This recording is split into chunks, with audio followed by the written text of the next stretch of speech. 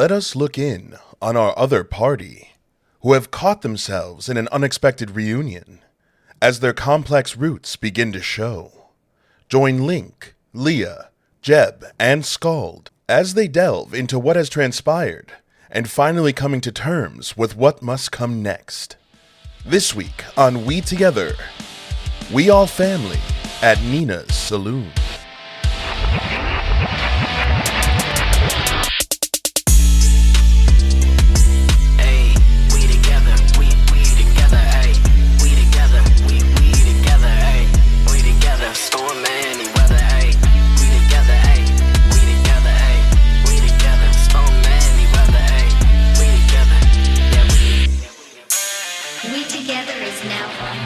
You guys ready? Nope. Yeah. All right, Sunday outfit. In a world. In a world. I'm going to start this session with a noise. A solid pop that echoes through the alleyways that you find yourself standing in. Level 3. Time of day, I'm pretty sure, was nighttime, if I remember correctly. Pretty late into the night. Maybe like 2 o'clock, 3 o'clock in the morning. Pretty sure. I remember this. So the fog has settled down on the streets. The sound of sirens ringing through the south side, echoing along with the loud pop that you all just experienced in the alleyway of South Side Sector B40. Jeb, as the fist connects, it's sad to say you are used to physical violence, but because of that, you know what it's like to get punched. You also know Nina, and you know that there was no heat behind that punch, no hate, more just desperation. Nina has been through a lot. She's a tough girl, but you can kind of see in her eyes as she looks up at you, anger flaring in her cheeks. It was desperation. She needed to know. And now you stand in front of her, questioning everything that she thought she knew for the last year, all crashing down in an alleyway that kind of smells like farts. Southside, what are you going to do? Garbage everywhere. Oh. Okay. No, go ahead. Maul, I know this is a lot to take in right now, but we really got to get somewhere safe. I know you know a pretty good place, but Union's snooping around everywhere, and we got to get somewhere safe. As your words ring out, a harsh whisper against the cacophony of noise in the background, you see Nina very quickly assess. She looks at the tiefling man standing in the back, the elven man, not fully looking like he knows exactly where he is, the halfling girl, eating something. Go ahead. Crunching. She's like also slowly, kind of quietly made her way next to Jeb for moral support. If She looks back at Jeb, pulls out a cigarette, sighs a deep sigh, lights it. She looks at Jeb. Those for you? Can we retract her lighting it, and just as a polite gesture, can I light it for her? Yeah, if you wanted to reach out while she was going to light it, and she kind of gives you a small look, kind of like she's sizing you up. And I'm as just there, and I just go, and my fire just comes up in my hands. I light it for her. She lights the cigarette, takes a deep inhale, looks at Jeb. Those for you? Points at the sirens in the background. Yeah. You're in trouble again, aren't you? Yes, ma'am. She gives you a light smack on the cheek. A smile breaks across her face, slowly. Welcome home, son. She gives you a big hug. A bear hug, even. So, taken by emotion, Jebediah, if you were paying attention, Jebediah, this is his mother figure. His actual, like, you can tell just by this hug that it is nothing more than, like, he looks up to this woman who has seemingly done a lot for Jebediah to the party. They would definitely pick up that vibe of this is a very important person to Jebediah. And there's like a wave that kind of goes through you, Jeb, as the hug kind of connects with something deeper. Your soul, even. Like everything you've been through in the last 24, 48 hours, all of the shit, all of the death, all of the running and gunning. It's not new to you, but for the first time, it really did feel pointless because Nina wasn't there. And now she stands in front of you, and it feels like that puzzle piece is kind of connected for you. As she breaks the hug, looks at the rest of the crew. These your friends? I'm gonna like kind of approach her a little bit and be like, "Oh my goodness, this is such an honor to meet Mr. Jeb's mom-esque figure. I'm pleased to meet you." I turn to Leah and I'm like, remember, I'm boring now. I'm boring. I'm not Jebediah anymore. Remember, we gotta keep our names on the low.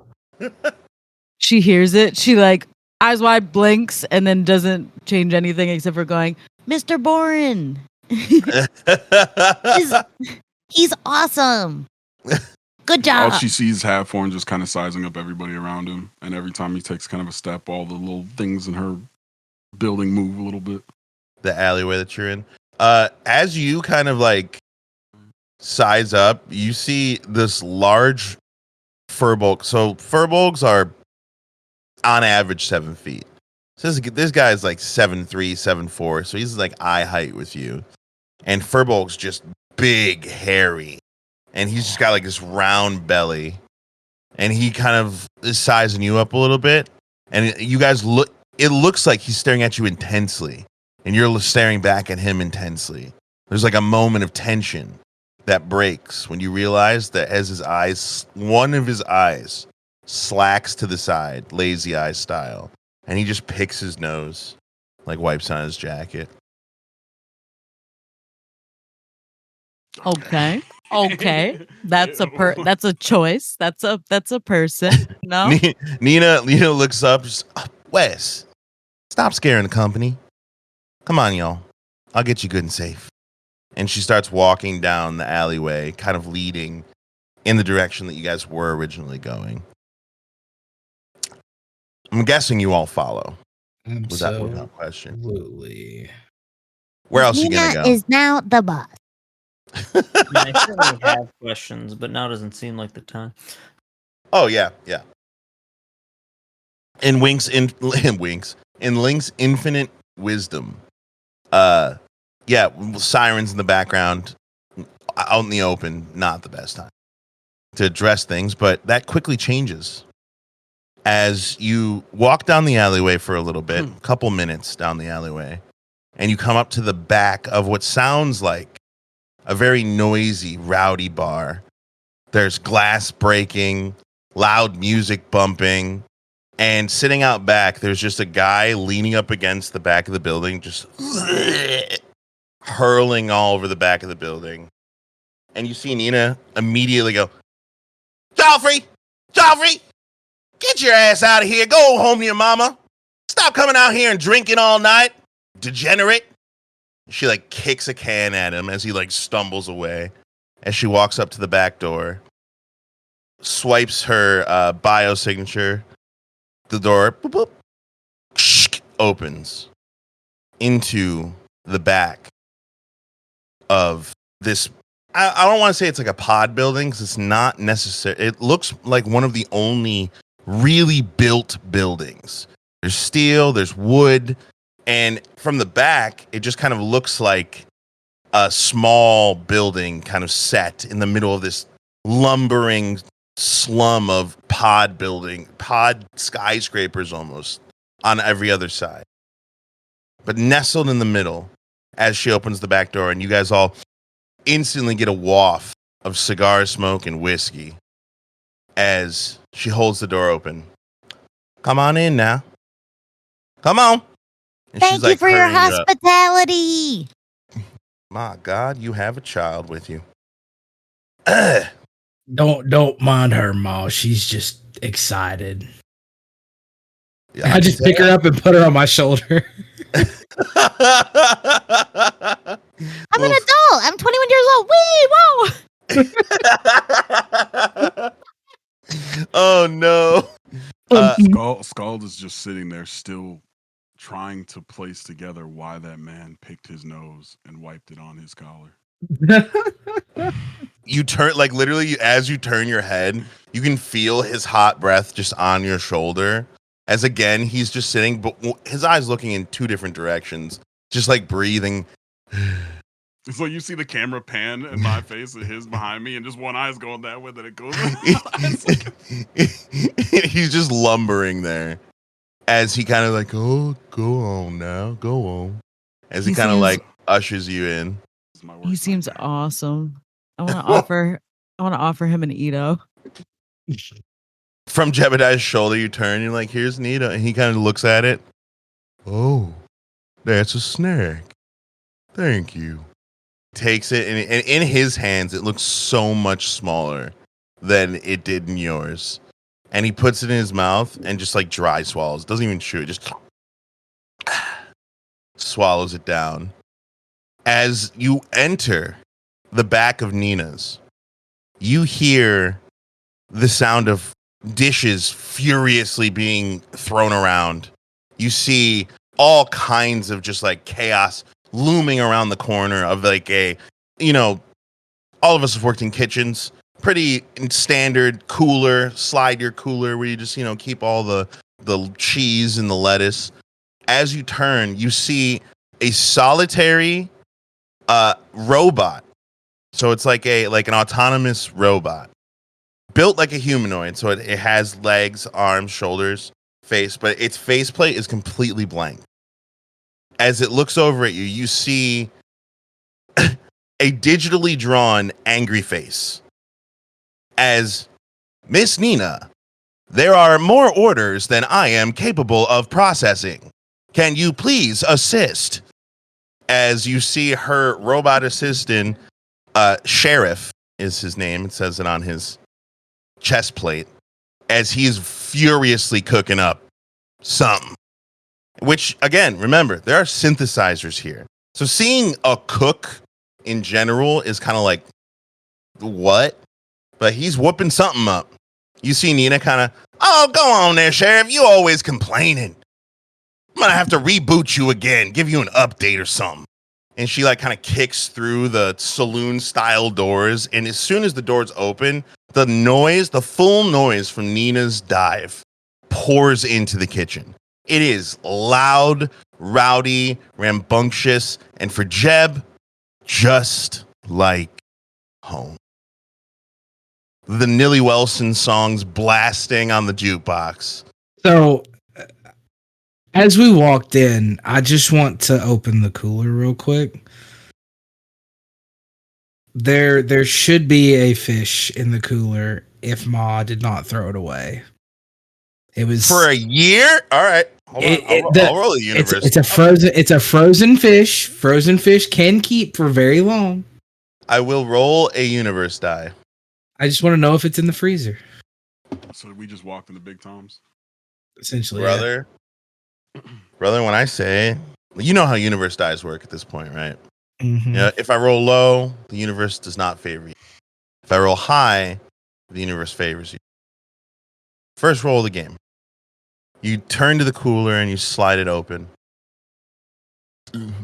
For a second, it looks like nothing's there except for bag after bag after box after box of all this like pre-synthesized ingredient, and you slide over the big cans of questionable liquid, and you see them.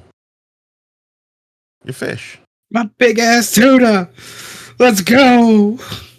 Sitting atop a stack of 11 more. As Nina has been once a month putting another fish in there just in case. Now, is this slash damage or bludgeoning damage? What? This is emotional damage. I'm about to use one of these big boys, bro.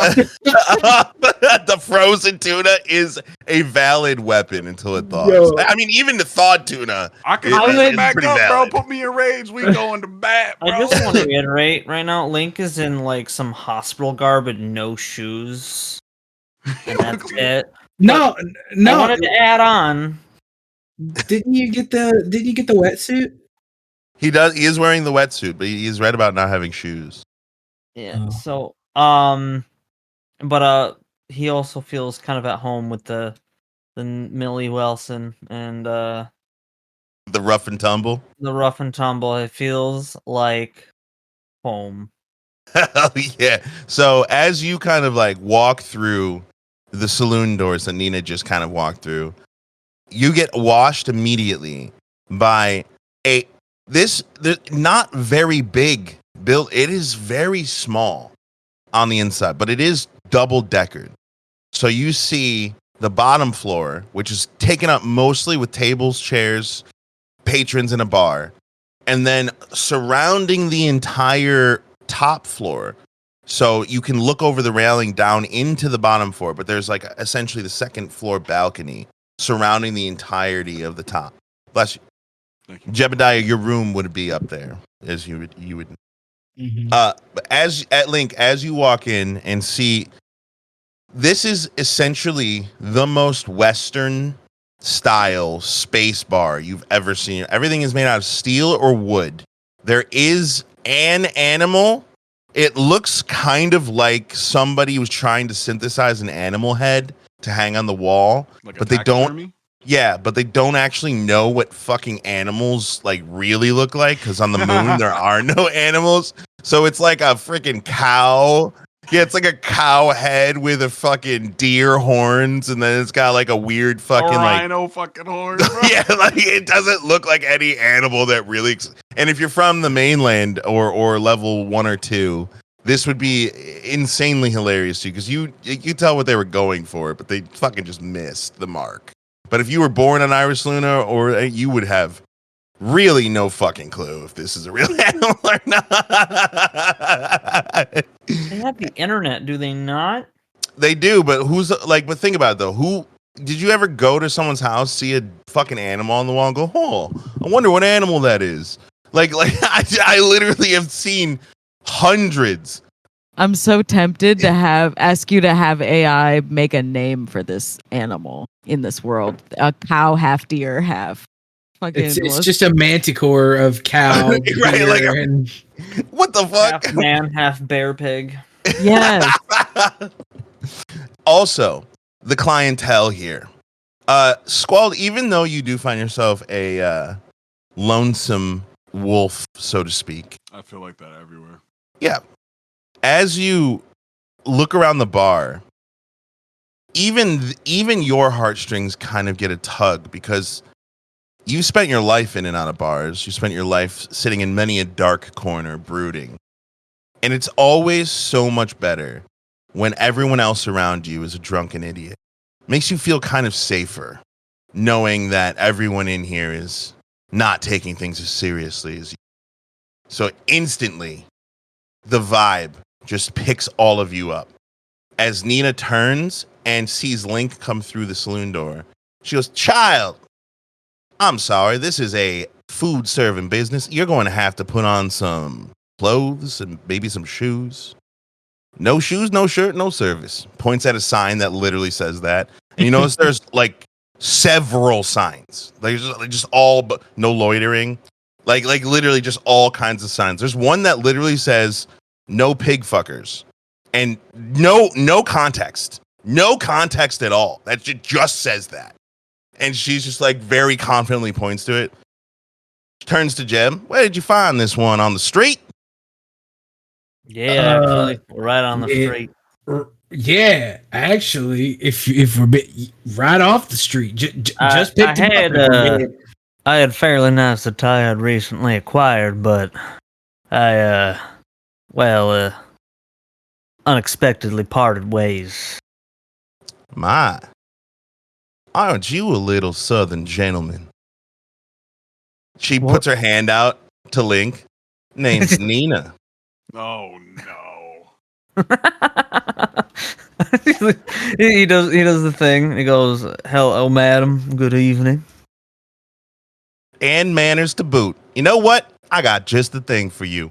She disappears behind the bar, pulls out a massive box of what you would assume is a lost and found. And she's digging in. Let's see here. Pulls out a rather worn, like, bomber jacket. Kind of got like a little bit of the fur on the collar. Pretty worn on the elbows, but it does look like it'd be your size. And then she reaches down in and pulls out a pair of dusty old cowboy boots with a like literal spur, which is hilarious because nobody rides horses. That's amazing. She goes, I don't know who these are, but they look like that just fits you. She hands them to you. Boots, and what was the other thing, Seb? A jacket, a bomber jacket. Oh, I go, this'll do just fine, ma'am. Thank you so much. I turn to Ma and I say, are the spare uniforms still in the storage closet? Maybe we could get them some pants, too. I mean, spare is stretching it a little bit there, Jeb. There might be some that don't have too many holes in them. I just go looking for a pair of pants then. Several. What was I wearing again? Just to read. What was I wearing again? I'm wearing what? What you were wearing in your session zero. A tank top covered in blood. Well, there's not a lot of blood on it. It's like little. Oh, you're like covered in blood. Tank. No, nice. It looks like a dirty tank top. So she would kind of look. It looks like I'm a mechanic, but it's a little bit red.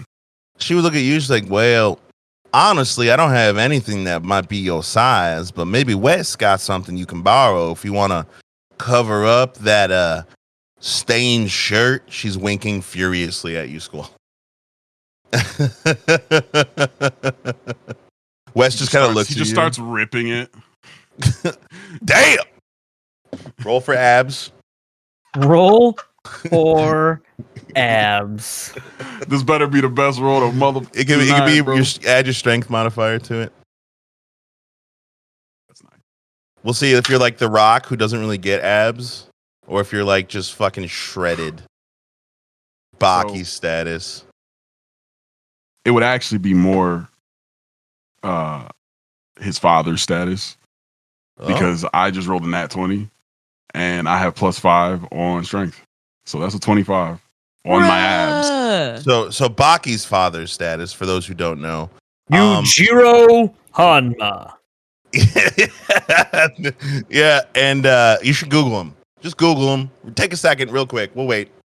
Just Google him. I got you for purposes. Just Google them or head over to our free Discord at WeTogether Gaming at Discord. Be pretty fucking cool if you did, bud. And for those of you who did, you'll know that Baki has Yujiro has the face of a demon in his back muscles. That's how ripped this man is. So there's safe to assume that Halfhorn has the shape of a demon in his back muscles. Yeah. So you are fucking shredded.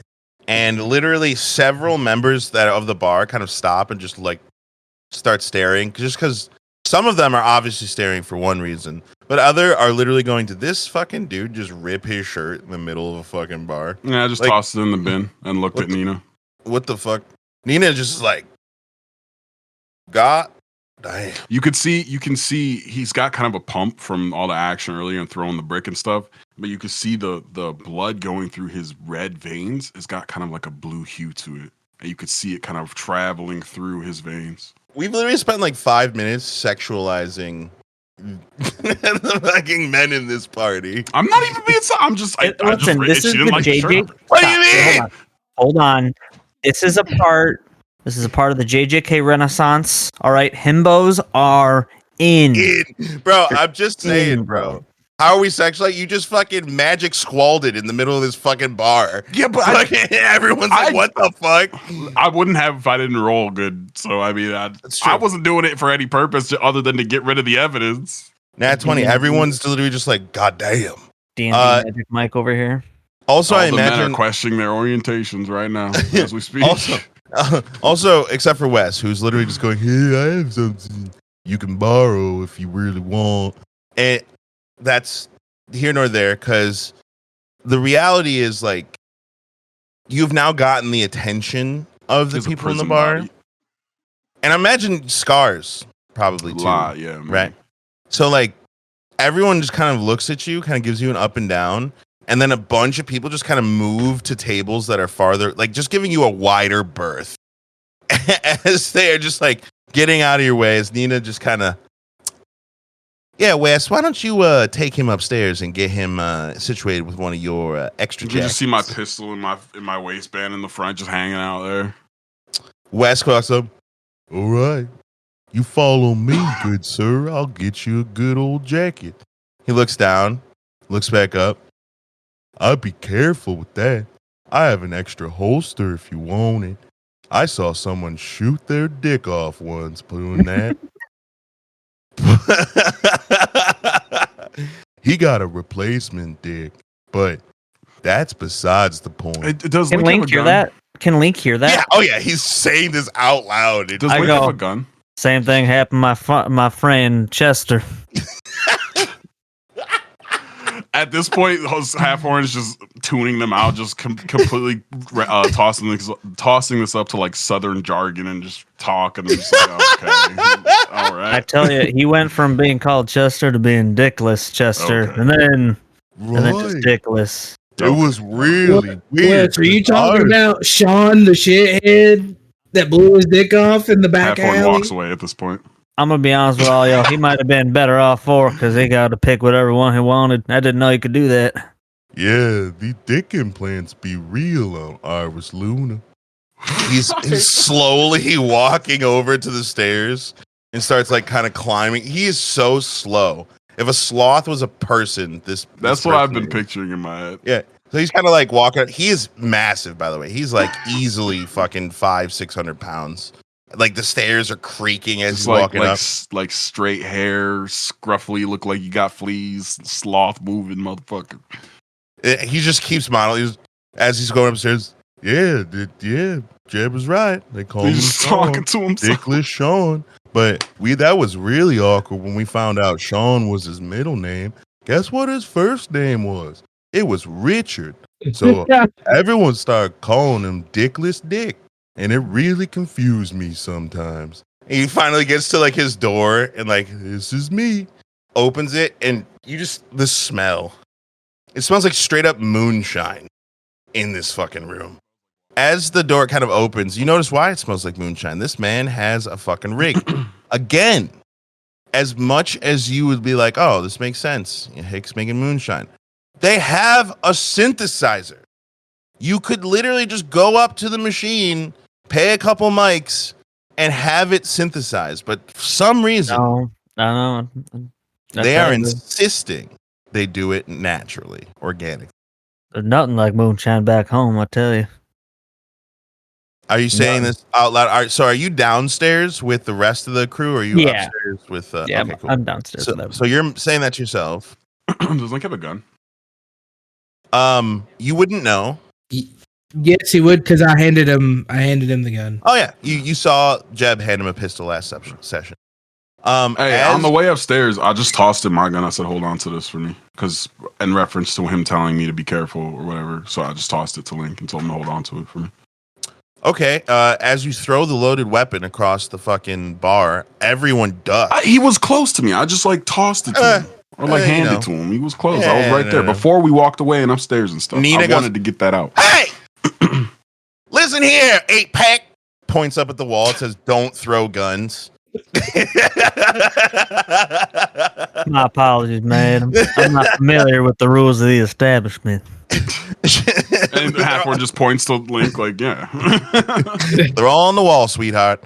As you walk into Wes's room, he turns. He has an actually rather neat setup, very militaristic. Just a big ass metal frame bed that he looks like his feet still dangle off of, and then a kind of like the open closets where it's just like a bar and there's people's clothes just hang off of it.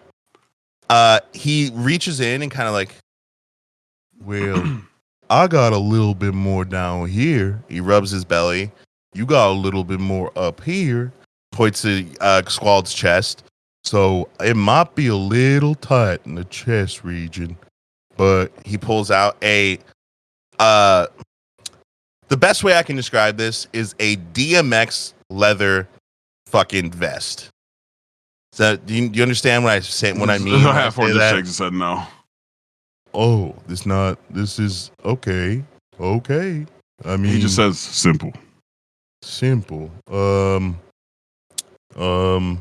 Swipe. Oh, pulls out just like a leather kind of like one.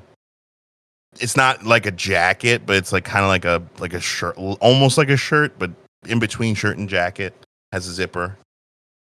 Oh, like has a hole, kind of like cut type deal. It's actually a full jacket, has sleeves and stuff, but it's almost thin enough that you wouldn't really consider a jacket. You would only wear this if you were like going out in like a light breezy day, like not cold. Yeah, kinda, but it's made out of leather.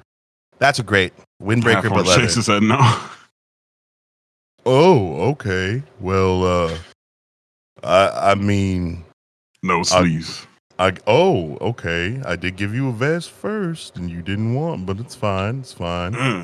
He shakes his head thinking about that fucking jacket. He just shakes his head and shakes his head, bro. It's fine. Nina always says beggars can't be choosers. I guess in this situation, you be choosing. As we cast back down to Nina, who had just heard. Just give me a white T-shirt, man. Link. We'll get there eventually. Who had just heard Link say that line about back home, moonshine back home, and she kind of leans on the bar. Where exactly is home for you, sweetheart? I don't know. Many people have told me I shouldn't say, but I'm actually not normally from around here. Right. I'm gonna give you a piece of free advice. Points to the sign that says "No advice is free," and literally like takes a piece of paper and just covers up the "no" real quick. When you say something like that, that leaves a very short list of places you could possibly turning into British. You could possibly be from. So when you say you're not supposed to say, immediately I think, level 1, level 2. Well, I was on level 2. I was someplace before that too. Well, now, sweetheart, you're taking all the mystery out of the game. As she kind of just like smiles, she looks over at Jeb, who is now in his stool at the bar, which is like all the other stools are just kind of like plain metal stools. There's one stool. You know that one stool in the dive bar that has like a cushion on it, but barely? Like it's like you sit on it and it moves a little bit. Mm-hmm. It's got cracked leather and shit. That is Jeb's stool. Like, and he, as soon as you sat in it, you realize like nobody has sat in this chair for a long time. There's like dust on it, even. So I actually, as I'm walking up to the chair before I sit in it, I want to inspect it. There should be some claw marks on the back of the chair from the first time I ever tried to sit in it. Yeah, they're there. Sorry, for the people listening, my eyebrows went way up. I'm really glad we landed with that. I'm really glad it was just him sitting down in it. So it is your seat. Again, kind of like a thin film of dust.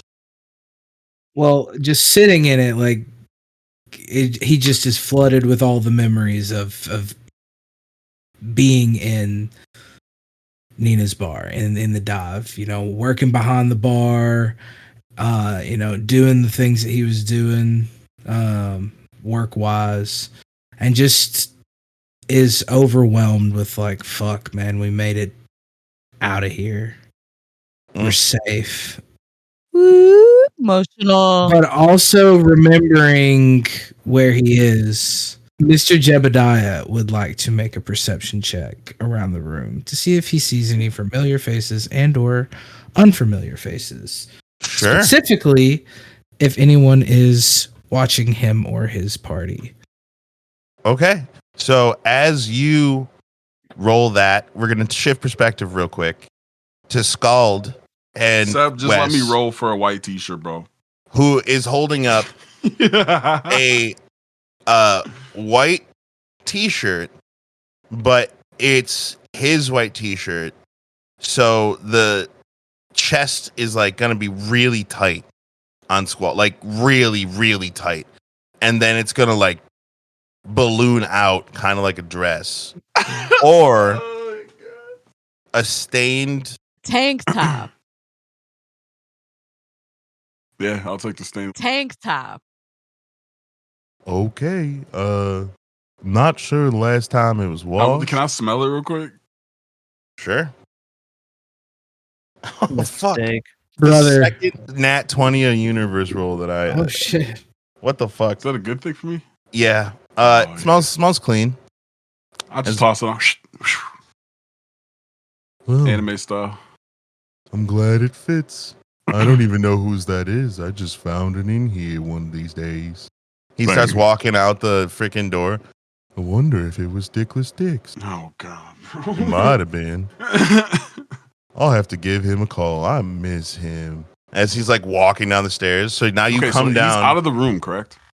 Well, he would kind of like lead you out of the room. He's not going to just leave you in his room. Damn. I thought he was just being stupid. I was going to jack something, bro. Terrible idea. It's fine. It's fine. I'm the 'Cause you creator didn't of get those. to. Because you were like, looking, and Wes was just like, come on. Nina's going to want to talk to you. Trust me, you don't want to make Nina mad. Nina is real scary when she's mad. And he's like just like shaking his head and like scratching his fucking big ass shoulder. So as you descend the stairs back to the Nina's, what'd you get for your perception roll? So if it's perception, I got a 19, but if I used my Iron Resolve to make this a survival check, because I'm specifically looking around for unfamiliar faces or people who look like they are watching our group specifically. Okay. It would be a 21. If all you're looking for is specifically someone who is unfamiliar and looking at you, those two criteria, you see plenty of unfamiliar faces and no faces that seem to give a shit that you're there. So not even just like a friend. Like you know how this is. The turnover rate for bounty hunters in Iris Luna is what? It's pretty fucking high. It's quick. Right. Yeah. So you might recognize some of the fellas in here that you've seen here and there, but like nobody big. Not necessarily looking for friends, just making sure there's no enemies in the room. Which So- there are none that you would perceive of at this time. I just turn to Sheriff and have him order my regular. Sheriff, I know you're busy, but get me the usual. And Sheriff would know that's a whiskey neat. You see a robot head like pop up in a window leading to the back kitchen. Jebediah, I am glad you have returned, but I am currently in the weeds. And you see him just like freaking like flipping through like all different pots and pans. Perhaps Nina can assist you and maybe do something for once. I didn't program you to be talkback. Shut up and get to work, you dumb robot. Sorry. That's whiskey neat, right? Yeah. And your friends want anything? It's on the house. I figure we should lubricate ourselves a little bit before we go and have a discussion in the back room. And when she says discussion, the hair on Jebediah's neck stands up a little bit. So what y'all drinking? She looks at Link first. I'll take a tall, handsome, which in world is an abbreviation of tall, dark, and handsome, which is one of the popular stouts around. She looks at you and she goes, "All right, honey." And she reaches under, holds up a mirror for a second, and then just like laughs at herself. I'm just kidding. Pulls out a pint glass, starts pouring the draft. Looks over at Scald. "Oh, honey, you traded one stained shirt for another. What can I get you? It's on the house." Looks down. Pitcher, water, please. All we have is tap. That's fine. Okay. She kind of gives you like a what the fuck? Nobody drinks tap on Irisland. Are you fucking crazy?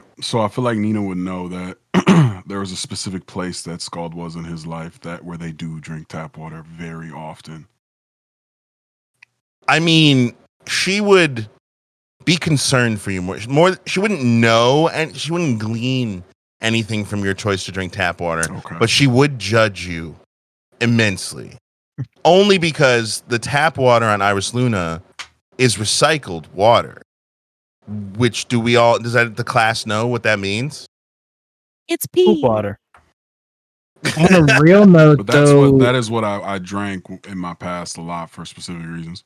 Hey. On a real note, though, Squald has fire and ice power, so he could just boil and then cool the water back down, and it would be completely. And what did I do in my session 0 said when I grabbed that water cup? Yeah, you did do that. So Nina funny. Fills up a glass of water under the bar, puts the tall, dark, and handsome stout, or TDH, and the TDH stout and the glass of water, and she... No. Pitcher. Water, please. A pitcher? Sheriff! Ma'am, if you do not stop bothering me, I will not get through these orders. You know what that reminds me of? When someone clicks the fucking unit too many times, like, stop fucking clicking. Sheriff, can you synthesize a pitcher for me? What on God's name is a pitcher? No, like the bigger cups, like, just search the network. Searching. I have found a pitcher. I will now synthesize. He disappears. A couple seconds, reappears with a pitcher. She grabs it, looks at Scald. This suit you fancy? Thank you. Right. Normally I'd charge you for the synthesize, but y'all friends of Jeb's, so first one's on me. She puts the pitcher down, fills it up, and then she kind of looks over at Leah and then looks at Jeb. Jeb, please tell me that is a very small halfling woman and not a child. She is 100% a small halfling woman. She turns to Leah and just kind of, you see her like, whoosh, sorry, honey, don't mean to be blunt, but I'm running an establishment. Points up at a sign that says no minors.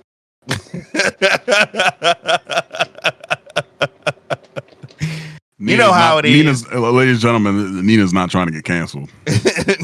Nina is not out here to go to jail. So so then I'm guessing then you are of legal age and tender?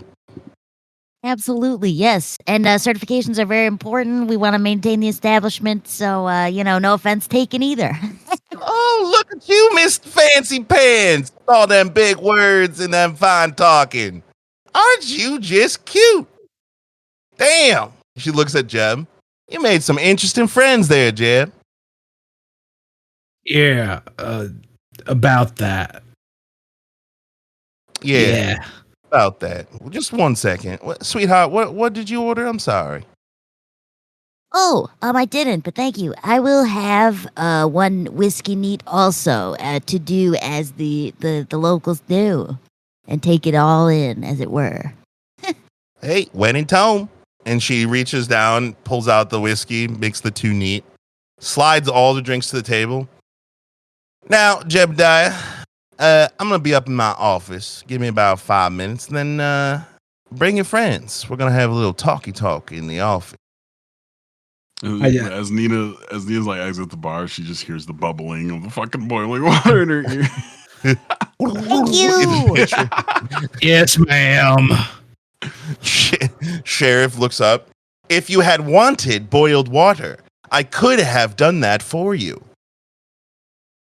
He's looking at Scald. He just doesn't reply. Very well. Bye, Felicia. And he like disappears from the window. Brutal. All right. Are you guys going to wait the 5 minutes then head upstairs? Hey, Could can I actually grab a drink real quick? Yeah. IRL. IRL. Jerry, I'm going to get this to you too. Can I Drink that pepper. help bail out Sheriff in the weeds for a little bit with my culinary toolkit? You want to go in the kitchen for 5 minutes? 5 minutes. All right. Hey, man. You see Leah just kind of like hop down off the bar, and then head through the saloon doors. And you see Sheriff cooking wildly on like a single station. Got fryers going. He's got a flat top going. He his head turns without him stopping doing his activities. Hello. How can I help you? This is the back of house. Hello. How can I help you? And she holds up her culinary toolkit. Help. You came to assist me. I have 5 minutes. Error. Does not compute. Downloading package. Care and sympathy. Oh. You are sympathetic to my situation. Very well. You can attempt to help me, but please understand. If you get in my way, I shall cut your finger off. Oh. Okay. All right. Roll that. What are we going to call it? A nature roll? Yeah, Nina's bar is populated with some of my favorite NPCs already. I also very much love this place. I would hang out here in real life. All right, Danny. What'd you get for your roll there, bud? I'm not sure what you asked me to roll. What did you say it was? You said you're using your cooking tools, right? I am. That's So Nate? Is that what you said? Well, you get to, I don't remember what we used last time, but you get to pick, really, and just make sure that it's related to cooking. So if that's the case, then I would like to stake my claim to be like a dexterous cook in kitchens, that I'm not getting in his way and getting my finger cut off. So like most of the time she's spending, she'll like assist him and then like duck under him and like dodge him, and then I can see Behind, chef, behind. Yeah. So with an acrobatics check, what I'm assuming you're going for, with the culinary tools, that DC is going to be pretty high. Because any cook worth their salt knows the golden rule: work smart, not fast. So I usually would roll at this point to see who's going to be my friend today, but I don't need to. Sebastian bought me dice that are Leah themed, and it's like a metallic metal green with some pink flowers on it. Those are cool. The first time I rolled it was a nat 20, so let's see what happens. That's a good cherry. Nat 1. Leah's about to have one less finger. I did roll a 7. Where's your bardic inspiration now? As you are trying to help Sheriff, you notice very quickly that Sheriff is one of those cooks where, like, if you go to their station and try and help them, they're just like, I have things the way I want it, right? So you get that energy as soon as you try and jump in. He has 6 arms, all doing something different. And as soon as Leah tries to like get in, like, excuse me, he's just like, you are moving too slow. You are moving too slow. We are in the weeds. Do you think this is some amateur hour bullshit? You are going too slow. And he's just like fucking taking everything you try and do. He just takes it. Fucking. Bro, we need like a t-shirt of just like, you are going too slow. And then randomly you just see like, That's an EDM track right there. you are going too slow. Bro. So after a while, after a couple of close calls with almost getting your finger cut off, you decided that helping Sheriff is not a good idea. About that time, Jeb's like trying to round everybody up and get everybody to the office anyways. I imagine in the grand scheme of things, I like put some salt on some fries. Maybe. I feel like you just kind of deteriorated yourself to just staying under him and catching anything he drops. Bro, I will make a joke that only those who have ever worked in a kitchen will understand. Nina or Sheriff had her weighing out French fries. Honestly, punching French fries is worse. I promise. Punching French fries is so much worse. Portioning fries, dude. Portioning frozen punching fries, them, bro. Like putting the potato in there and punch. Oh my. That's gosh. not that, bro. Listen, dude. There's a trick, bro. You just gotta fucking put them in some hot water for like 10 minutes. Not when the potatoes are 3 times the size of the puncher, bro. I'm like, The thing about weighing fries, you can make someone who knows nothing do it. You're just Right. like, oh, you're gonna take an hour and you're gonna be in our way and slow us down. You stand over there. Go and over just there and touch do with something. scale. Like Yeah. no I feel knives. like you made you help for out with those dishes that were clanging all over the fucking place. Bro. That's looks like where it's gonna be going as Jebediah kind of like peeks his head in and beckons Leah to get on. Go ahead and get a take of that. Get on, we gotta get up to Nina's office before she gets mad at us for taking too long.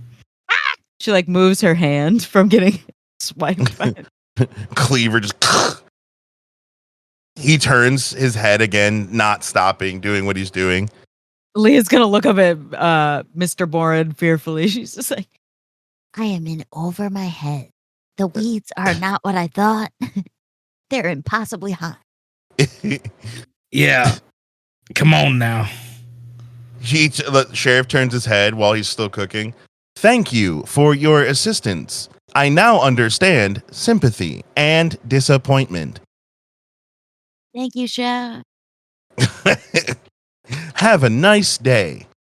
I need a robot idiot sandwich clip. You are an idiot sandwich. You are an. Do you know what you are? What was he Do saying you know over and what over you again? are?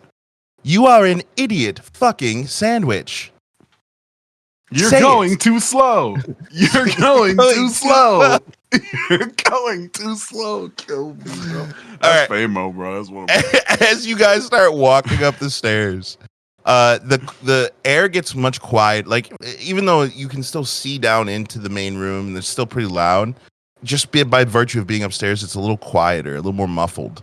As Jebediah leads you down to the last room on the right. what a relief. I got overconfident. I was not overstimulated because I was on Mr. Bourne's shoulder, so I didn't think it was going to be a big deal. You can call him Jeb. The only time you have to call him his name, and by the way, it's Bjorn. But the only time you have to call him that name is when it's like being scanned, because you just have it's like having a fake ID. He likes it. He said, I want to be known by that because he's like, this is my new lease on life. I did tell Wes to call me Bjorn. Wes is never gonna fucking do that. No, he's not. That's the best part. That was the best part. Yes. Okay, so you can call him Bjorn if he wants to be called Bjorn. I'm not trying to change anyone's name, is what I'm saying. No, even though we literally did. It's Jeb. Leah still can call me Jeb, but like it was like we had union officials outside. We didn't want to be super loud, so I was like, Call me Bjorn. Call me Bjorn Ironside. I did say boring though because I was stoned.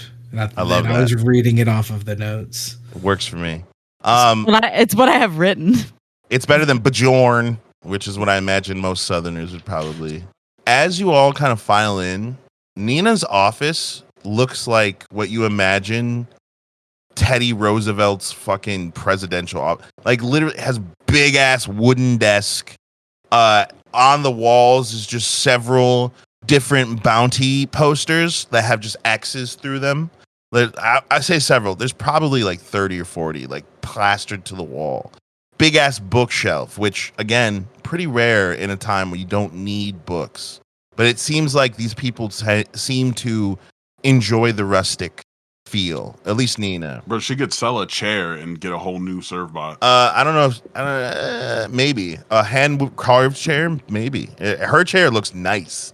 Big leather chair, kind of creased from use over the years, but it's one of those tall back ones.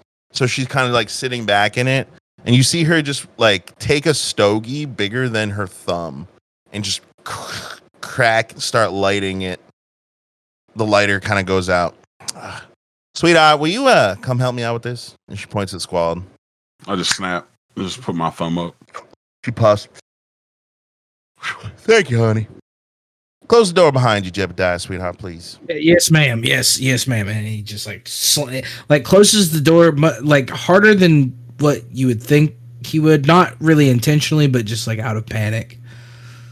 Like not slamming the door, but definitely like nervously. You know those times when you try to be quiet with the door, but you absolutely just thump it.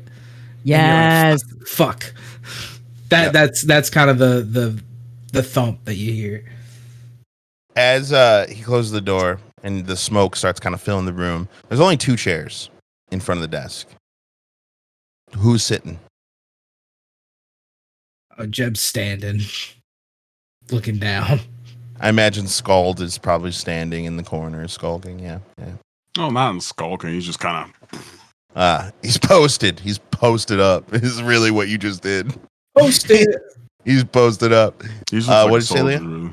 I'll stand right next to Jeb because I'm overstimulated from the kitchen. He's anxious as well. I'm trauma bonding right now. I'm just right next to And Link just pulls both the chairs together and just starts laxing with his legs. No, Link doesn't do that. That would be so great, though. But what does Link do? Because everybody is standing. Is there one open seat? Yeah, there's 2. Oh, yeah. He just sits down, kind of real normal. They go, oh, no one else. Right. She looks at the empty seat.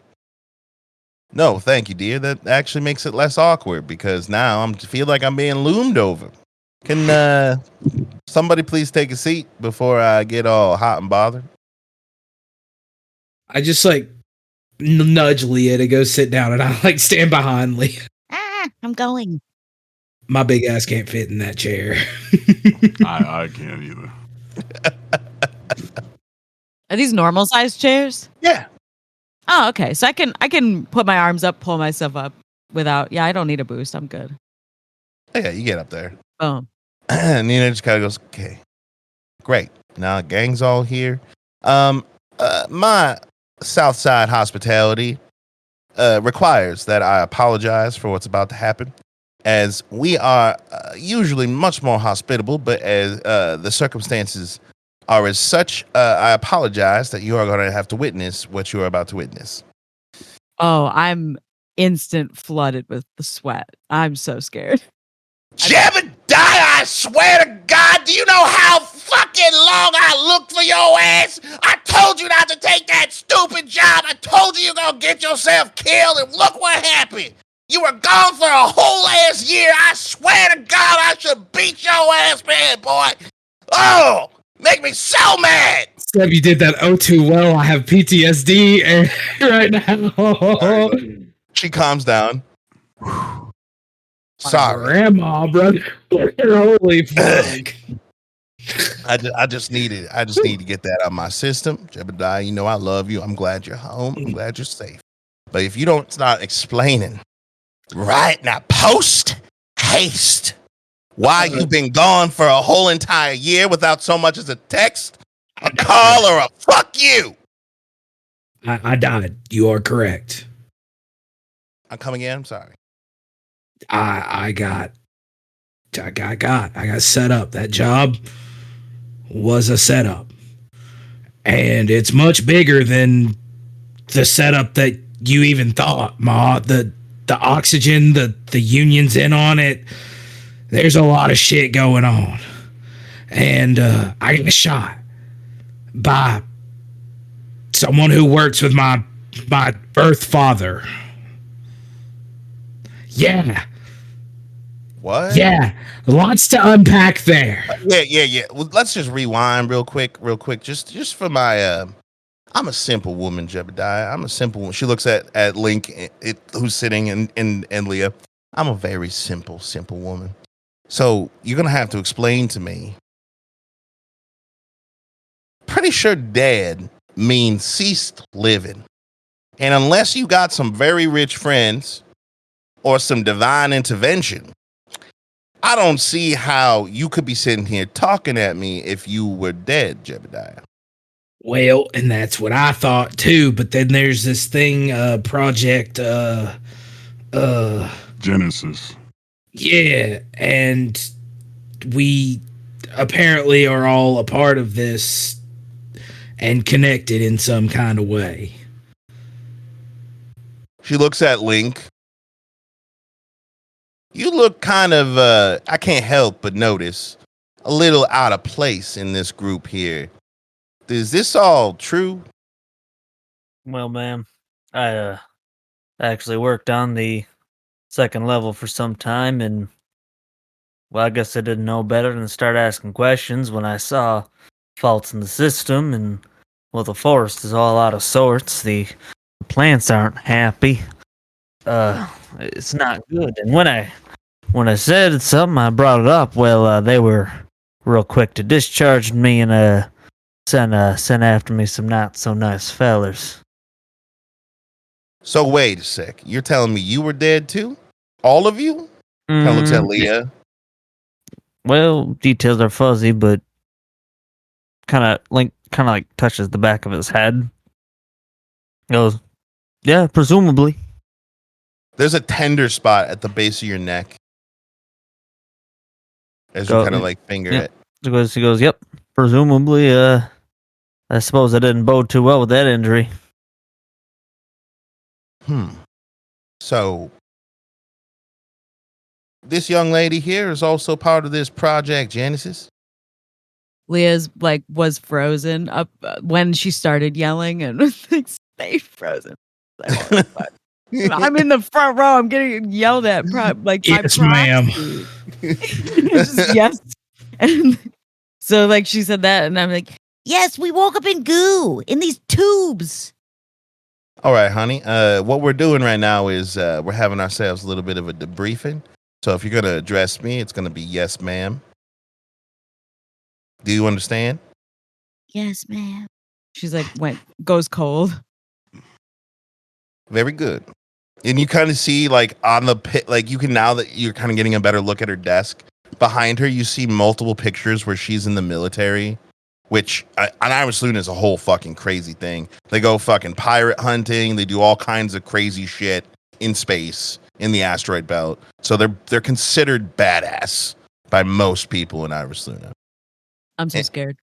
And she looks up at Scald, and you there, back there with the frame of a soldier. Is this debriefing up to date, soldier? He just puts like his fingers up to his head like a gun and pulls the trigger. Okay. So what's the mess with the Union? Are they all after you because of this project? He said something about the plants. Well, no, they're kind of after us because we broke this guy out of their care. And I point towards Link. You assaulted a Union convoy, prisoner transplant, to break someone out of Union custody? Well, so, and I pull out the card, the outfit card.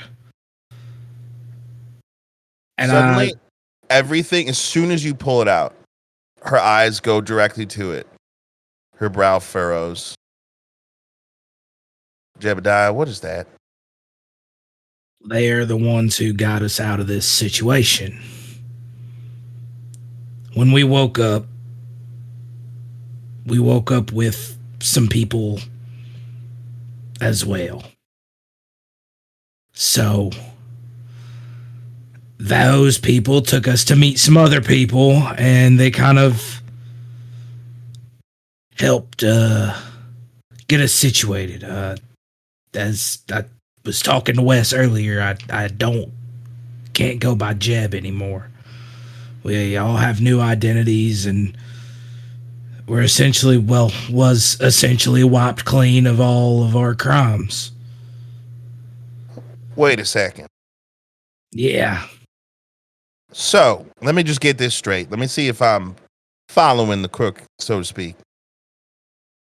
You all not only got saved by the outfit, but the outfit put you up and gave you all new identities. But you just rescued him. So does that mean he does not have a new identity? Yeah, not yet. No, ma'am. Sorry, it's just taking a while to kind of wrap my head around this. It looks at Link. So you said you stumbled on some information, and you were popped by the Union?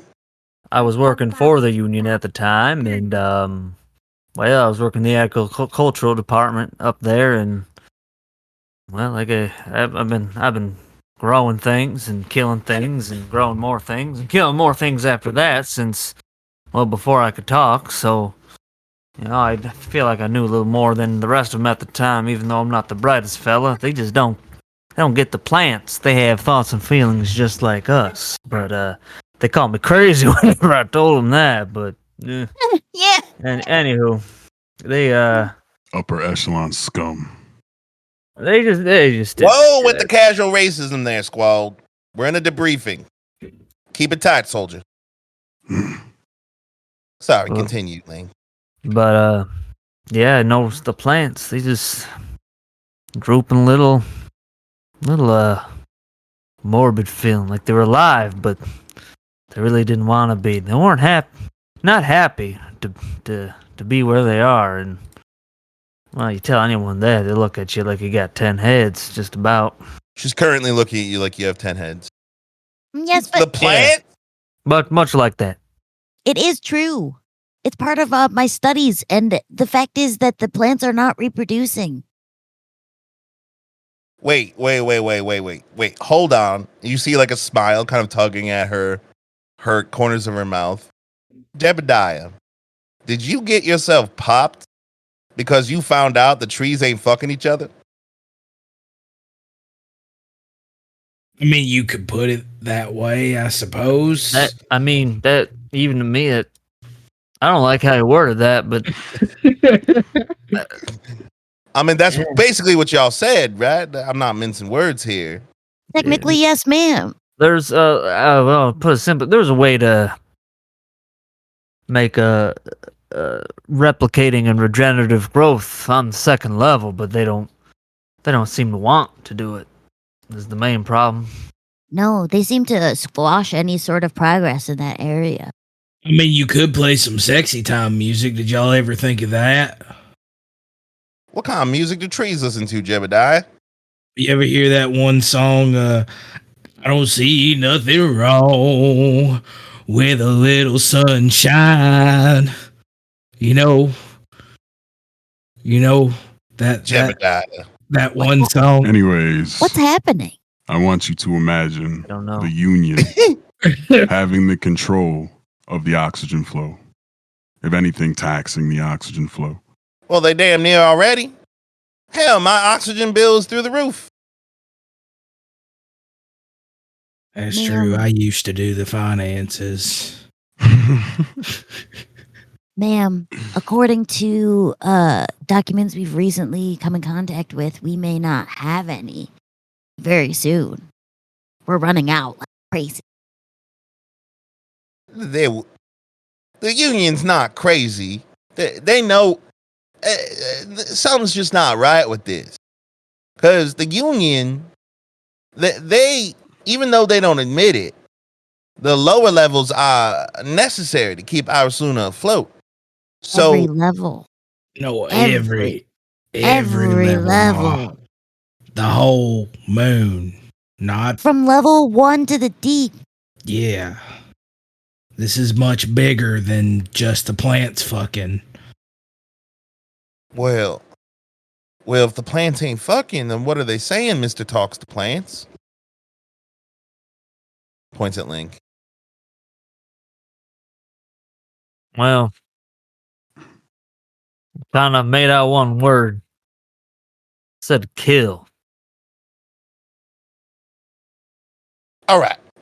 She puts out her cigar, opens her drawer, pulls out a giant fucking blunt of bramblebush, licks it. Immediately, Squall goes up and down. She leans over.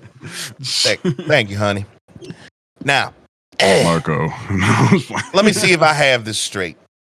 You, and you all were dead not even 48 hours ago. Yes, ma'am. You've been dead for the better part of a year because y'all found out the plants ain't fucking and they want to kill us. Yes, ma'am. And the Union is covering it up, trying to make sure that we don't know that we're going to run out of oxygen so that people don't mass exodus leave Iris Luna, leaving the city crippled and non-functioning. Yes. I just want to kill my father. I don't know why, but I somehow got that from you. Like, you didn't even have to tell me. But here's the thing. Thing that don't make sense. The Union lives on Iris Luna too. And why are they trying so hard to stop the progress of figuring out why the plants ain't fucking? Because it seems like you here, points Leah, are obviously some kind of scientist. And then you here, you talk to plants and found all this out, which I wouldn't even believe, by the way, if you hadn't had a bullet to prove it. I don't understand why the Union is doing it. It doesn't make any sense. They're doing it on purpose. They want a clean slate for what's next. That's the theory. So remember that Project Genesis thing, we were all in pods. We weren't supposed to wake up. So y'all three, points at Leah, Jeb, and Squall, had escaped first. And then the outfit put you up to getting Mr. Handsome Elf over here out. Yes, ma'am. Yeah. And so y'all thought, turns on the hollow TV, and it's just like muted news of like just a destroyed intersection, fire, one of the cars on its side, a truck on its side. This was the best way to go about that? Not necessarily, but it was the situation we were thrust into. I would have opted for more body bags. Again, for some reason, I just knew that about you. You kind of like wear your heart on your sleeve, don't you there, Mrs. Squall? Half horn. Half horn. My apologies. I do have some pills that can help with that if you need. Anyway. No, he just kind of signals for the bramble bush. She looks at him, kind of like, just grabs it. This? Yeah. Oh. He's just like nodding his head like, hey, give me like a baby. All right. Like, All right. Okay. Here's the thing. The outfit isn't all that you think it is, Jebediah. And they may seem like your friends right now, but just like the Union, the outfit have their own agenda. Tried to recruit me once. Damn near got me killed. Got my husband killed. I don't trust them. They're trying to do good for this city, but at what cost? That being said, sounds like next step is getting Mr. Tall, Dark, and Handsome over here a new identity. Do you have anyone you can call? Jebediah looks to Leah to see if she still has the number for Polly's weed shop. Absolutely, we do. We have a connection. Polly's weed shop? I can't remember. It's Polly B's burn a bush. Burning bush. Burning bees, burning bushes. I don't think that's where you guys got your. Yeah, we called customer support, and then they brought us to Polly, and Polly was doing something. He was like heavy breathing and shit. Right. But how did you guys got your That's how he paid us. change? Well, yeah, but we don't have the number for the reptile guy, so we have to go through Polly B to get that contact information. Yeah, that was my. Or we could talk to Eve. Eve knows, right? Eve doesn't have our contact information either. We need to start doing that more. That's true. It's a good note. But we do need to call Polly B for the change number. What's it called in this campaign? Not a Ripper Doctor, but like a biotech. Because we need the biotech's number. So the best we have is burn a bees, burning bushes. Wait, hold on. We do have a note from the doctor, right? When we all woke up, there was a note. Did that have his telephone number or his contact information on it? It said the mission was a complete success. And then his name. But he doesn't seem like the type to just leave his personal contact information on a piece of paper out for people he just. True. So are you calling the burning bees, burning bushes? I'd love to. Okay, yeah. Let's have you call them. See if we can get a hold of Polly. If not, we might have to look up this guy's info. We got his name. What was his name again? His Dr. Anolis. Oh yeah, I should probably be doing this all.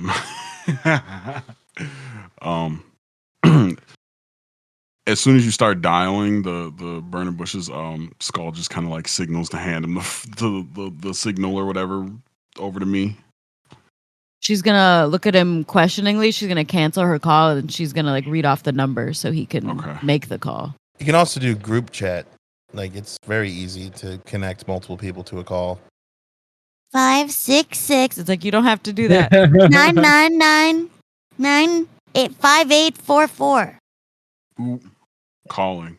One number too long? Was it? It's fine. No, it's not. It's fine.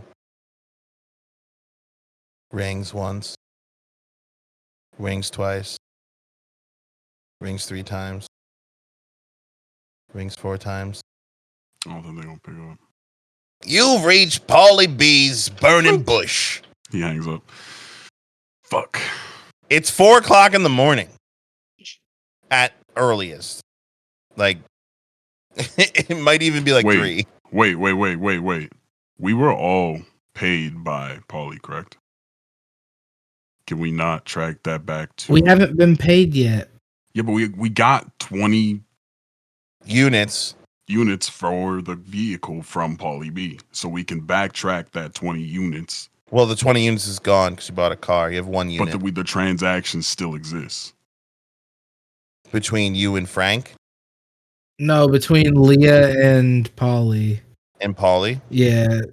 Was it Frank? He's talking about the initial $20. Yes. We can backtrack the transaction to see if we can get contact information.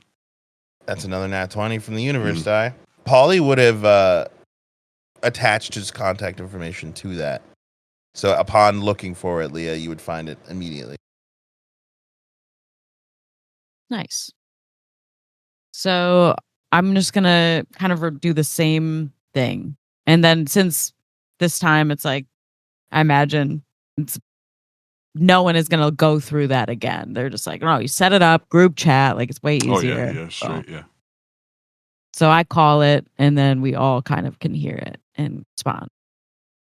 I actually attempt to time Ma in on this as well so she can hear. Would that show up? Would I know if that would show up on Polly's end? It would 100%. It's like a Discord chat. Okay, then never mind. I'm not gonna try to tie her in because. Sounds good.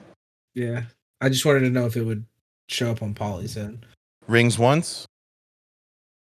Rings twice. Rings 3 times. Fuck. Who is it? Half one. Ah, jeez. Biotech. We need the contact information for the airbender. Hello, Mr. Polly B. Who? Yeah, we need the biotech contact information for our airbender friend, the elf. Who the fuck's the elf? The one that you sent us to get out of captivity. I didn't send you shit. Wait, did he not send us to do that? Mr. Polly, we need Dr. Anolis to do one more reboot, please. You need another favor? Please contact him and we will send you, or maybe can you just give me his contact info so I can contact him? Whatever gets me off the phone at 4:00 in the fucking morning. But listen, he's not cheap. You know, getting a whole new personality, it's not cheap. So, like... We're not cheap either. How much should I budget for?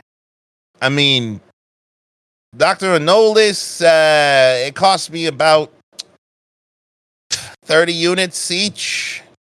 30 units. For a whole new neural implant update. Is that something you would be willing to vouch for so we can have a little extra pull? You want another low? You see Nina kind of leaning forward. She's like, Paulie. You talking to Paulie B? Yeah, and then I just swipe her in on the call. Yes, ma'am. Paulie B. Oh my God. Is that fucking Nina? Paulie. Okay, you guys keep some interesting company. Now, Paulie, Jebediah is a dear, dear friend of mine, and I would take it as a personal favor if you would help him out on this. And if I recall, I still have a couple on you. Jesus Christ. Costing me an arm and a leg out here, but fine. I'll give him a call. He'll be expecting you. He'll be expecting your call. Sound good? Thanks, Polly. Thank you, Mr. Polly B. Yeah, but Nina, my good graces only go so far. This elf man, this elf boy, let's just say he's gonna owe me one. Does that sound amenable? Nina just kind of like, bloop. Link, I'm sorry, you said your name was? Yeah.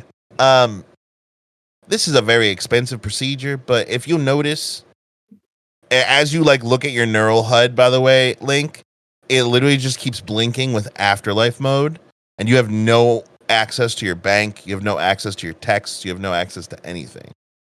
And you see Nina kind of just look at you. It appears, honey, that it is quite an expensive procedure to get a whole new neural implant upload. So it looks like you're going to have to owe Paulie B some. But it seems like the rest of your compatriots here already owe Paulie B quite a bit. So it doesn't seem like it would be that much more. Unless you want to pay the 30 units. I don't really have anything by name anyway at the time. Well, then it's settled. Boop. Paulie, you sounds like a deal. And sweetheart, thank you. Always good to hear from you. Yeah, Nina, I'm not a fucking kid anymore. You don't have to act like a babysitter. Make sure you brush your teeth, sweetheart. She hangs up. Boop. The contact info for Dr. Sly Anolis, a.k.a. Cutter, shows up in all of your HUD, except for Link's, because Link can't get messages currently. I call him. Rings once. Rings twice. Rings three. 2, 3, 4, 5. Hello? Dr. Nolis, this is Halfhorn. You recently changed my Neuralink.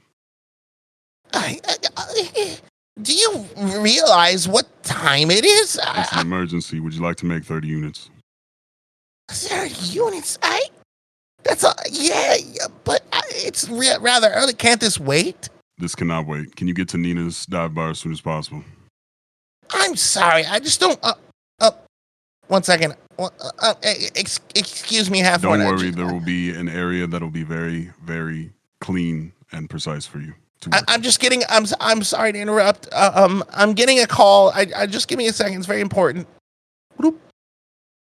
Couple seconds go by. I want to know what Dr. Nolis's hold music is.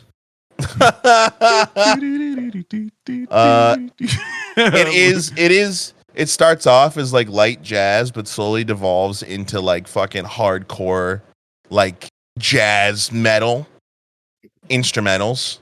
Interesting. So it's like very hardcore. As a couple seconds go by and seconds turn into minutes, you're Mr. Halfhorn, thank you for holding. I just received a call, and I'll be on my way in 20 minutes. Thank you very much. It'll take me at least an hour to get over there because I'm coming from Sector B41. Take your time and bring everything you need. Okay. Is this No another? rush. This is another. Just one more. All right. Thank you for using my services. He hangs up. Okay, so literally just perspective shift to Norlis. Oh, thank God, I can never hang up the phone. Shift back to honestly, for the people watching, that's stuff I do in real life. Someone just keeps going. I'm like, okay, fuck it. Sorry, we disconnected. But anyways, he looks at Leah and Nina.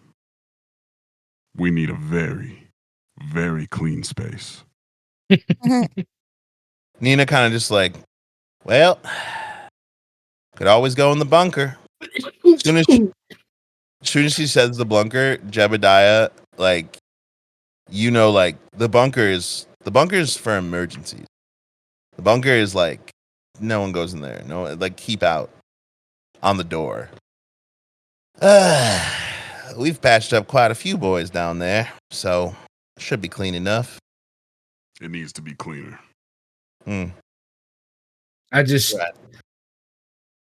I now understand my duty, and I look in the corner of the room. Is there a mop bucket and a mop in the corner of Nina's office? Oh my God. There is. As you look in, the water looks green. Ew. Yeah, it doesn't look too good. Can I put my hand in there and boil it? Ew. If you want, but roll me a con save. Please. No, honestly, no. I don't want to know what's in there. I don't know this world. I don't know where I'm at. I'm not sticking my hand in strange waters. Hell no. Could be like little tiny piranhas in there or something, bro. I just go to the mop sink, like down. I just like assume my job and start cleaning the bunker for this, and I just go dump the nasty water out and reset for. Halfhorn sees my job. Halfhorn sees Jeb grabbing the mop bucket in the mop, and he kind of like looks at Link, just stares at him, and like kind of nods, like, "You gonna help, bud? This is for you." Yes, my apologies. Nina literally is just like fucking back down at the bar shooting shit with people. Sheriff and her. You'll understand why. Or you'll understand why this is necessary, Elfman. Hell yeah. About an hour goes by. You guys roll me a I will help too. medicine check. Oh, nice. Everyone who's helping, roll me a medicine check.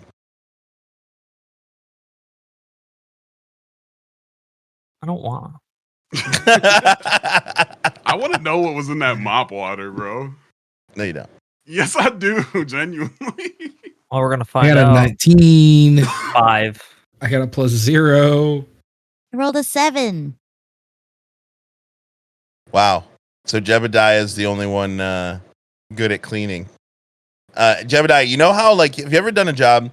You know that, like, you send your coworkers ahead of you while you finish up the one that they're doing, because you know that as soon as you're done with that, you're going to have to go to the one that they just did and redo the whole thing because it's not done at all. That's essentially what you're doing. Like Leah and Link are like cleaning a space, and then you kind of just like let them do them, and then as soon as they move on, you go to that space and like actually clean it. I also imagine you're wearing a way too tight apron that says "Kiss the Chef" on it. Very much. For Leah, the issue is like a hyperfixation thing, right? So like instead of getting anything done at all, she's just got like one floorboard. She's scraping out like little details. It just seemed like she was almost onto something. And now it's been 20 minutes. And now there's a big divot in the floor. Scald is still smoking that bramble bush, watching. As like an hour goes by, you hear Nina from upstairs. Oh, yeah, they're downstairs, doctor. Are you okay? Okay. All right, honey. Yeah, just go downstairs. As soon as you come up, you see Dr. Anolis in his body condom. Literally completely covered in latex on his entire body. Come on, let's go this way. As he's just like, I'm like dragging him along. Oh my God, I get him to the bunker as soon as possible. dirt. Oh my God! As he is led downstairs to the bunker, where Jebediah has done a very good job cleaning the space. Why did I just see him doing the bot dance? Like he's like, ah! So I could do just like 30 scream takes of Dr. Anolis because it's basically just Morty. I'm literally carrying him at this point into the bunker, like just getting him in there. Wait, let him do his routine in front of the door. I'll put him down. I'm just kind of like escorting him. I'm just. As soon as you put him down, he goes, 2, 3, 4, 5. Okay. He starts heading down into the bunker. Link, Scald looks at Link like a disappointed father. You're sitting on the table, which is rather clean, as Dr. Anolis comes down. Oh. This is... He attempts to lick his eyeball through the latex condom. It doesn't work. This place is much cleaner than upstairs. I told you. He pulls and he just pulls off the body condom and he throws it in the garbage. Oh, I can work in this environment. Okay. Is this the patient? He looks up at Link. Link just goes, howdy. He licks his eyeball, which again doesn't work because he's wearing goggles. Pleasure. I am Dr. Anolis. Some people call me Cutter because I do. And he lifts up his hand. And on one of his hands, he has all these like fingernail attachments that turn into little tiny robotic hands on the ends of each of his fingers. Cutting sometimes. But don't worry, I only have to make one small incision for this procedure to work. But I do have he reaches in, very limited options, pulls out 3 SATA drives, which I've already explained in what they are, and I don't have to explain to you what a SATA drive is because I know you know. So it just looks like 3 SATA drives. And they all have like cords kind of hanging off of them. So I have Jirani. It's kind of it seems kind of foreign. Balsk. Not 100% sure what that's from, but you know, it's there. And this one just says Dave. Oh my God, I love that. So, you can pick which one you want. This will be your new identity according to the law. I grew up with the Dave. Any other information on the files? Just his name? They were all born on level 3. They were all they're all deceased. Got it. So the chances of running into them are very, very, very slim. But I guess dying doesn't always. Looks around at the room. Work. every time. Well, so. let's go with Dave. That's a good pick. Pulls it out. Okay, all right. Can you just lay down, please? He does. As you see one of his little fingers kind of pop out on right where your Neuralink has been installed, which they get installed from childbirth. There's a small little tiny, like, you know, the SATA drive hole where you have to put a paperclip in to pop it. He pushes in and a small little slot opens up on your neck, and he plugs the drive in. And all right, I'm gonna initialize the okay, hold on 1 second. I'm sorry. You see him typing furiously in the air. Okay, it's ready now. Okay. Yep, I'm gonna initiate. Are you ready? As they'll ever be. All right. This is gonna hurt a lot. He presses the button, and you just feel a jolt, a searing hot, just like white fucking heat cover your whole brain, like you're being shocked and burned from the inside all at once, and you instantly are like losing consciousness quickly. And the last thing you hear before you literally pass out on the table. Huh. Dave Fluterhorn. That's a cool name. As the darkness takes you. You're a piece of shit. And that is what I'm going to end today's session.